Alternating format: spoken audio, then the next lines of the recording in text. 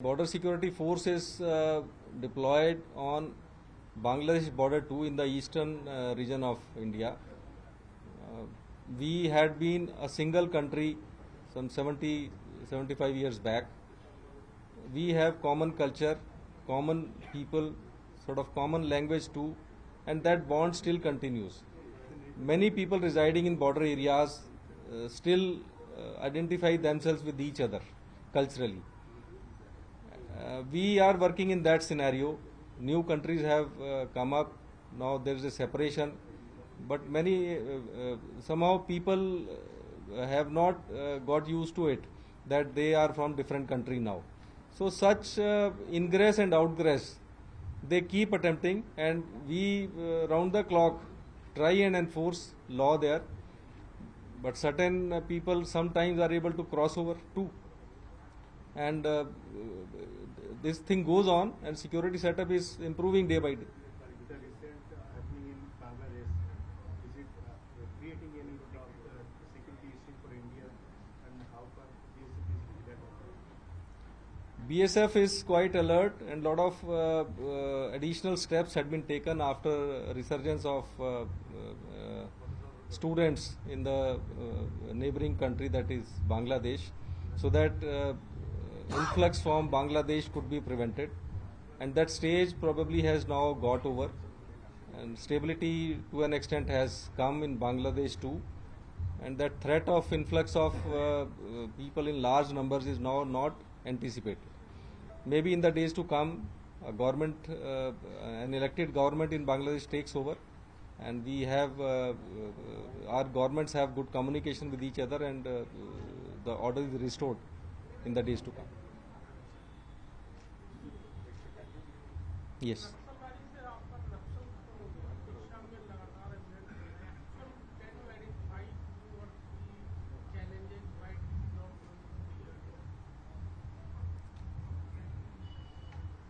देखिए, ये जो आइडियोलॉजीज एक बार पैदा हो जाती हैं, इन्हें ख़त्म करने में समय लगता है और कंसिस्टेंट एफर्ट्स लगती हैं लगातार. हमारी जो सरकारें हैं उन्होंने समय समय पर कदम उठाए हैं इन चैलेंजेस से निपटने के लिए. तो नक्सलिज्म शुरू हुआ, जैसा आपने बताया, नक्सलबाड़ी से. वहाँ से फिर चल के वो अलग अलग स्टेट्स में जहाँ जहाँ उन्हें जगह मिली वहाँ पैर जमाए उन्होंने. जिन सरकारों ने प्रोएक्टिव कदम उठाए वहाँ से जल्दी ख़त्म हो गया, और ये अपना नक्सलिज्म जो है अलग अलग जगह पर अपने पैर फैलाता रहा.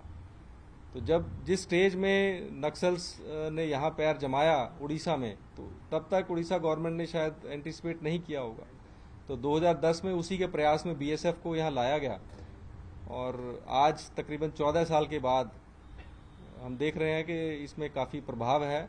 उन जिलों को जो शुरू में सबसे ज़्यादा नक्सल ग्रसित थे, मलकानगिरी और कोरापुट, आज वहाँ पर नक्सलवाद तकरीबन खत्म हो गया है.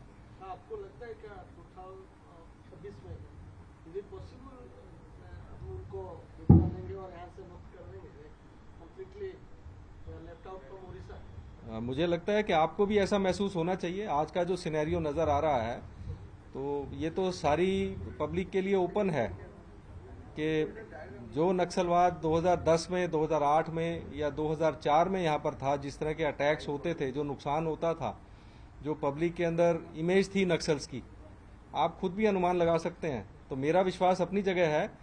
ये विश्वास तो हमें आप लोगों में कायम करना है, पब्लिक में कायम करना है, और जब तक हम इस विश्वास को आप में कायम नहीं कर पाएंगे तो हमें सफलता नहीं मिलेगी.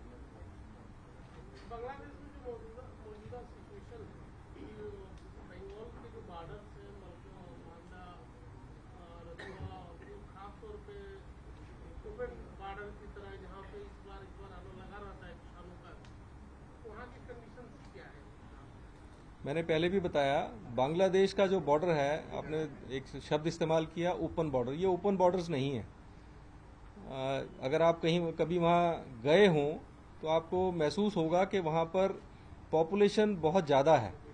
बॉर्डर के इलाके में भी बांग्लादेश की पॉपुलेशन भी ज़्यादा है, हमारे वेस्ट बंगाल में भी पॉपुलेशन बहुत ज़्यादा है.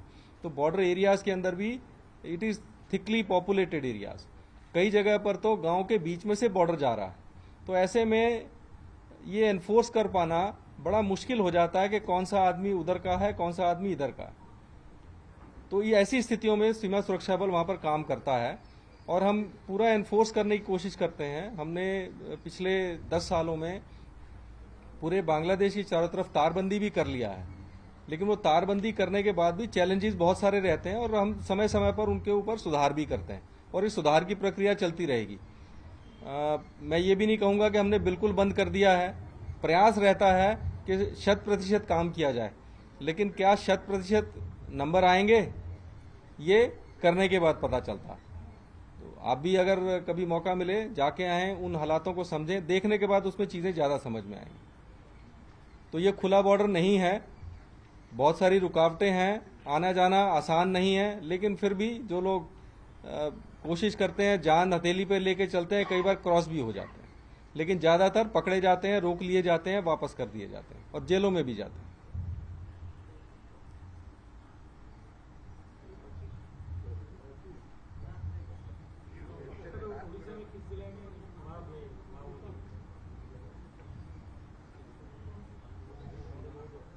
अभी उड़ीसा में कितने जिलों में माओवादी का प्रभाव है, आप कैसे आप स्टेटस है अभी? उड़ीसा में कुल 30 जिले हैं, जैसा कि आप सबको पता है। अब तक 10 जिले जो हैं वो नक्सल प्रभावित क्षेत्र में आते थे, लेकिन 1 अप्रैल से दोबारा से होम मिनिस्ट्री ने उसे रिकैटेगराइज किया है। अभी पूरे देश में 38 जिले हैं जो नक्सल प्रभावित हैं और उनमें से 7 जिले उड़ीसा के हैं। इन जिलों में हैं मलकानगिरी, कंधमाल, कालाहांडी, बौद्ध शायद उसमें नहीं है, 1 अप्रैल वाली जो लिस्ट में बौद्ध नहीं है, नयागढ़ एक है, 2 और हैं डिस्ट्रिक्ट, बोलंगीर है, नुआपाड़ा है। ये 7 डिस्ट्रिक्ट हैं अभी जो रिवाइज लिस्ट बनाई है। बीएसएफ की लिस्ट में कोई मोस्ट वांटेड नक्सल है क्या? हमारी लिस्ट में तो जितने भी नक्सल हैं सभी मोस्ट वांटेड हैं।